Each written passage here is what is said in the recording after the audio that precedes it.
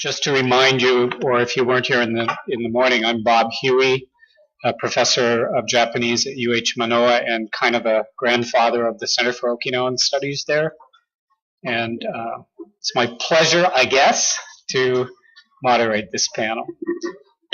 First of all, I would like to thank again the organizers and also the people that set up the lunch and had everything running and going so effectively and smoothly for us, so that we're actually 15 minutes early. So anytime a symposium is 15 minutes early is worth applauding.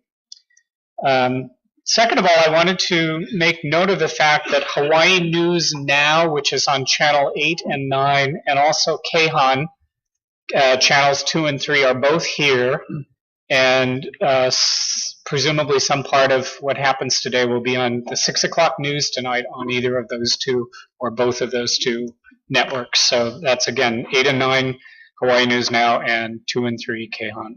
So thank you and welcome to them. I would like to briefly go over the procedures again to remind you what we're going to do. We're going to have a panel discussion. Each panelist is given 15 minutes, no more. We got timekeepers. I'll put a hook on you if you talk too long. Each panelist is going to give a presentation. So as you listen to those presentations, because you're going to be discussing them at your individual tables, you should be thinking of questions to ask and write them down. Eventually, you can write the questions on those little cards that you have. But at least as you're listening to the presentations, you can jot the questions down on a notebook page or something like that. So each of the tables has one, and in some cases, 2 facilitators to help the discussion. The procedures are written up there as to how that discussion will proceed. At the end of the table discussions, the various questions from each table will be gathered, and kind of the Akisamiyo and the other student groups that are supporting this will kind of sift through the questions, not censor the questions, I assure you, but just sift through the questions to kind of pull out the themes. And then I will ask, just like the Jodi Arias trial, I get to be the judge, I will ask the questions to the panelists one at a time.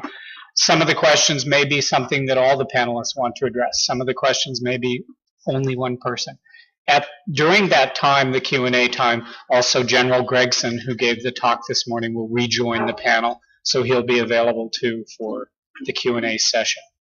So are we good? Can I go ahead and start introducing the panel and get moving? Everybody's ready? Give me a thumbs up if you're ready. Okay, I'm seeing a few thumbs. Enough anyway. All right. So probably the order that I have here is not the same as the order that people are sitting in, but I would like to introduce I'm going to introduce all the panelists at once. There's more detail about every one of them in your program, so I'm only going to give the name and the basic information. First is, and this is in alphabetical order, Naoya Iju from the Okinawa Prefecture, Director, Regional Security Policy Division, Executive Offices of the Governor of the Okinawa Prefecture. Iju-san, if you raise your hand. Yeah. Okay. Next, we have Tetsuo Kotani, Research Fellow at the Japan Institute of International Affairs and Research Institute for Peace and Security in Tokyo. Kotani-sensei.